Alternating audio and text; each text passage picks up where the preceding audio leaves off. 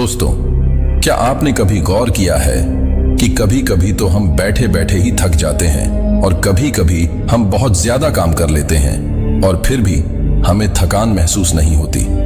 आप पूरे दिन घर पर बैठे रह सकते हैं, लेकिन पूरे दिन बैठने के बाद जो ऊब पैदा होती है वह हमारे शरीर को निढाल कर देती है, हमें थका देती है। लेकिन वहीं अगर हम कोई खेल खेलते हैं तो हम उसमें खूब भागा दौड़ी करते हैं, खूब शरीर को थकाने की कोशिश करते हैं, लेकिन खेलने के बाद एक चुस्ती महसूस होती है, जैसे शरीर का रोम रोम खेल उठा हो। अगर आप देखिए तो यह बात अपने आप में विरोधाभास है भाई। प्राकृतिक रूप से होना तो ऐसा चाहिए कि आदमी जब खेलता है तो उसका शरीर थकता है, इसीलिए खेलने के बाद उसे थकावट महसूस होनी चाहिए। और जब आदमी खाली बैठता है तो वो अपने शरीर को थका ही नहीं रहा, वो तो आराम कर रहा है, तो फिर उसे थकावट क्यों महसूस होती है? खाली बैठने में अगर आप इसका जवाब जानना चाहते हैं तो इसका जवाब है हमारे मन की ऊब। जहां तक शरीर की बात है, शरीर को थकाने से मन नहीं थकता, और अगर आपका मन थक जाता है तो आपका शरीर साथ नहीं देता। ऐसा ही होता है खाली बैठने में, और मन की इसको हम तनाव कहते हैं। आज की जो कहानी मैं आपको सुनाने वाला हूं उसमें आपको तनाव के बारे में संपूर्ण जानकारी मिल जाएगी, और अगर आप तनाव को समझ लेते हैं तो आपके जीवन से दुखों का मिटना निश्चित है, क्योंकि दुख तनाव के कारण ही पैदा होते हैं। तो चलिए इस कहानी से हम तनाव को समझते हैं। इससे पहले कि आप इस कहानी में खो जाइए, इस चैनल को सब्सक्राइब जरूर कर लें। तो चलिए कहानी शुरू करते हैं। ये उस समय की बात है जब बुद्ध आम्रवन में अपना समय व्यतीत कर रहे थे। उस समय तक बुद्ध की ख्याति दूर दूर तक फैल चुकी थी। काफी दूर दूर से लोग अपनी चिंताओं और दुखों के बारे में बुद्ध से समाधान खोजने के लिए आते थे। ऐसे ही एक दिन जब बुद्ध आम्रवन में अपने शिष्यों को उपदेश दे रहे थे तो एक अधेड़ उम्र का आदमी अपने 22-30 साल के लड़के को साथ लेकर बुद्ध की तरफ चला रहा था। बुद्ध ने एक नजर उन पर डाली और उपदेश में बैठने के लिए कहा। जब उपदेश खत्म हुआ तो बुद्ध ने उस आदमी को अपने पास बुलाया और अपने पास बैठने का इशारा किया। जंगल में हरियाली छाई हुई थी और सुहाना मौसम था। जंगल से भांत भांत के पक्षियों की आवाज वहां पर गूंज रही थी। इसके बाद बुद्ध ने उस आदमी से आने का कारण पूछा। इस पर वो आदमी कहता है कि है तथागत, मैं 2 दिन की यात्रा करके अपने बेटे को आपसे मिलवाने के लिए लाया हूँ। ये मेरा इकलौता पुत्र है, ये हमेशा थका थका रहता है। ऐसा लगता है कि इसके शरीर में कोई जान ही नहीं है, कोई प्राण नहीं है। अगर हम इससे कुछ कहते हैं तो ये हमारी छोटी छोटी बातों पर गुस्सा करता है। इसके देखने की क्षमता भी उम्र से पहले ही कमजोर हो गई है और इसके बाल भी सफेद होने लगे हैं। मुझे तो कुछ समझ नहीं आता कि ये सब हो क्या रहा है। भला इतनी कम उम्र में ये इतनी बड़ी उम्र का लगता है। मैं अपने बेटे को लेकर बहुत चिंतित हूँ। है बुद्ध, जब मैं अपने बेटे को चिकित्सकों के पास लेकर गया तो उन्होंने कुछ औषधियां देकर कहा कि अपने बेटे को तनाव कम लेने दिया करो। वो अपने दिमाग में तनाव लेता है और इसी वजह से उसकी ऐसी हालत हो रखी है। लेकिन उनके लाख बताने पर भी मुझे तनाव का मतलब समझ में नहीं आया। मुझे पता ही नहीं कि तनाव होता क्या है और उसे कैसे उसके दिमाग से निकाला जाए। उसके लिए पहले तो मुझे ये समझना होगा कि तनाव होता क्या है, और इसीलिए बुद्ध मैं आपके पास आया हूँ। कृपया करके मेरी समस्या का समाधान कर दीजिए। ये सुनकर बुद्ध उस लड़के को बड़ी गौर से देखते हैं, उसकी आंखों में देखते हैं, उसके चेहरे को देखते हैं और फिर उसके हाथ की नब्ज भी देखते हैं। ये सब विधियां करने के बाद बुद्ध उस आदमी से कहते हैं कि तनाव लेना तो कोई नहीं चाहता, लेकिन फिर भी तनाव लोगों को दीमक की तरह पकड़ लेता है और इंसान को ये पता ही नहीं चलता कि वो तनाव में जी रहा है। लेकिन अगर वही इंसान तनाव को समझ लेता है, तनाव के बारे में कोई ऐसा पैमाना बना लेता है कि उसे पता चल सके कि वो कितना तनाव में है, तो वो उस समस्या का समाधान भी खोज सकता है। मुख्य रूप से तनाव के 8 कारण होते हैं। इसके बाद बुद्ध कहते हैं कि सबसे पहले तो हमें ये समझना होगा कि तनाव होता क्या है। जब कोई इंसान कोई काम कर रहा होता है और उसका मन कहीं दूर भटक रहा होता है, कल्पना में होता है, तो उससे शरीर और मन के बीच दूरी पैदा हो जाती है, और जितनी दूरी शरीर और मन के बीच में होगी हम उतने ही निद्रा की अवस्था में होंगे, और इसी दूरी को, इसी खिंचाव को तनाव कहा जाता है। कोई खेल खेलने के बाद आदमी सुस्ती महसूस क्यों करता है? हालांकि उसने अपने शरीर को थकाया है, लेकिन समझने की बात यह होती है कि खेलते वक्त मन और शरीर पूरा उस खेल पर केंद्रित होता है, जिससे शरीर और मन में दूरी पैदा नहीं होती और कोई तनाव पैदा नहीं होता, बल्कि हमारा तनाव दूर हो जाता है और वही जब हम कोई अरुचिपूर्ण कार्य करते हैं जिसमें हमारा मन नहीं लगता, तो हम शारीरिक रूप से वो काम तो करते हैं, लेकिन हमारा मन कहीं दूर कल्पना में भटक रहा होता है। इससे शरीर और मन में एक दूरी पैदा हो गई और तनाव ने जन्म ले लिया। इसीलिए इंसान को एक बार में एक ही काम करना चाहिए और उसी पर अपना तन और मन केंद्रित रखना चाहिए, जिससे आपके भीतर कोई तनाव पैदा ही ना हो।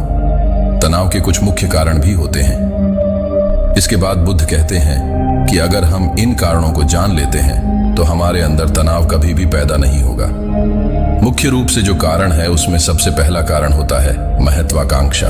महत्वाकांक्षी होना अच्छी बात होती है, लेकिन कभी आपने गौर किया है कि इंसान के लक्ष्य कभी पूरे ही नहीं होते, क्योंकि इंसान का कोई एक लक्ष्य होता ही नहीं है। जब इंसान एक लक्ष्य को प्राप्त कर लेता है तो दूसरा लक्ष्य स्थापित हो जाता है और इसी तरह वो अपने लक्ष्य को पाने के लिए गोल गोल घूमता रहता है। इसीलिए जो इंसान ज्यादा महत्वाकांक्षी होता है, जिसे बड़े बड़े लक्ष्य प्राप्त करने होते हैं, वो वर्तमान में कभी नहीं जी पाता। उसका मन हमेशा भविष्य की योजनाएं बनाता रहेगा और बस उसका शरीर वर्तमान में होगा, उसका मन भविष्य में होगा, और इन दोनों की दूरी की वजह से उस आदमी में तनाव पैदा हो जाएगा। इस पर वो युवक पूछता है कि बुद्ध, तो क्या आदमी को अपना लक्ष्य ही नहीं बनाना चाहिए, क्योंकि लक्ष्य बनाना भी तो महत्वाकांक्षा होती है। इस पर बुद्ध कहते हैं कि जीवन में कोई लक्ष्य बनाना गलत बात नहीं है। समस्या पैदा तब होती है जब हम पूरे का पूरा ध्यान उस लक्ष्य पर ही लगा देते हैं। आदमी को वर्तमान में जीना आना चाहिए। आप लक्ष्य बनाइए, उनके प्रति निरंतर मेहनत करिए, लेकिन इसके साथ साथ आपके दिमाग में ये ख्याल भी होना चाहिए कि आप अभी वर्तमान में जी रहे हैं। इसके बाद बुद्ध ने तनाव का दूसरा मुख्य कारण बताया।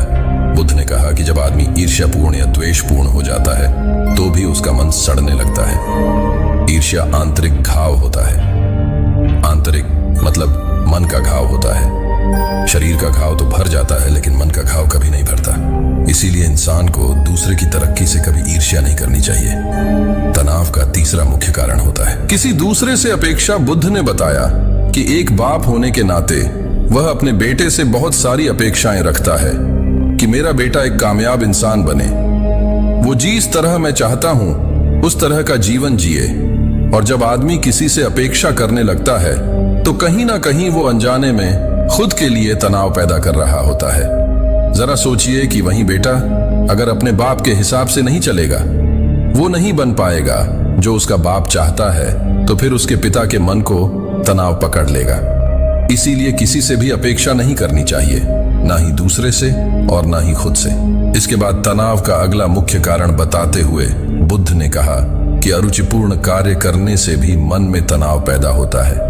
जिस काम में हमारा मन ही नहीं लगता, जिसमें हमारी रुचि ही नहीं है, तो उस काम में हम अपना मन नहीं लगा पाएंगे।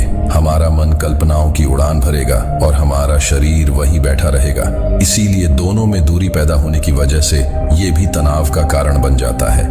इसीलिए आदमी को सिर्फ रुचि के हिसाब से ही कार्य करने चाहिए। इसके बाद बुद्ध ने कहा कि शारीरिक दुख भी तनाव का कारण होता है। जब आदमी को कोई शारीरिक कष्ट होता है तो आदमी का मन उसी बीमारी के बारे में सोचता रहता है, जिससे उसके मन में दुख के विचार पनपते हैं और वहां पर तनाव पैदा हो जाता है। ये सुनकर उस आदमी ने कहा कि हे बुद्ध, शारीरिक दुख तो किसी को भी आ सकता है, तो क्या वो आदमी हमेशा तनाव में ही जिएगा?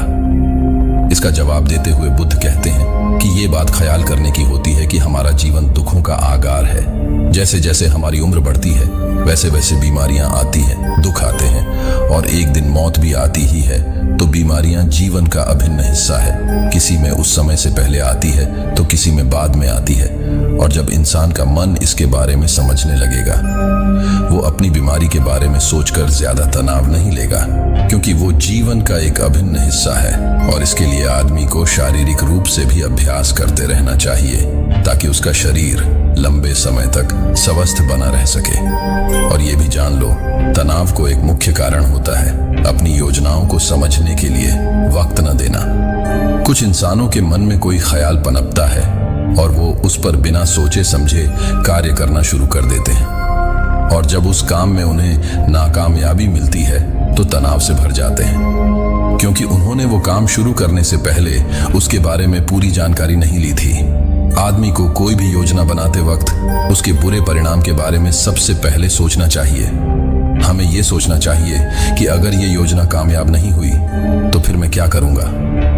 और इसीलिए अपनी योजनाओं को समझने के लिए पूर्ण वक्त देना, पूरा वक्त देना, ताकि भविष्य में उस काम के प्रति कोई तनाव पैदा ही ना हो।